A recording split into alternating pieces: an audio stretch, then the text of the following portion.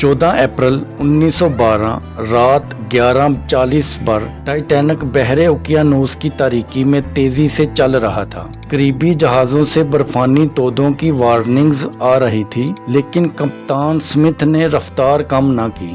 Watch tower पर मौजूद अमले के पास दूरबीन तक न थी। अचानक एक चीख उठी, आइसबर्ग, आइसबर्ग राइट अहेड। अमले ने जहाज को तेजी से मोड़ने की कोशिश की, लेकिन एक बहुत बड़ा बर्फानी तोदा दाएं जानब टकरा गया, जिसने तकरीबन 300 फीट लंबा शगाफ डाल दिया। पानी वाटर टाइट कंपार्टमेंट्स में भरने लगा। थॉमस एंड्रयूज ने कहा, ये जहाज डूबने वाला है, जिसे सुनकर लोगों में अफरा तफरी फैल गई। सिर्फ 20 लाइफ बोट्स थी, जो आधे मुसाफिरों के लिए भी नाकाफी थी। औरतों और बच्चों को तरजीह दी गई, लेकिन कई बोट्स आधी बरी रवाना हुई। इसी दौरान बहादुरी की ऐसी कहानियां सामने आईं जो आज भी रुला देती हैं। बेंजामिन गुगनहाइम ने अपनी सीट एक औरत को दी और कहा, मैं एक मर्द की तरह मरना चाहता हूँ। और टाइटैनिक पर जो म्यूजिक बैंड था,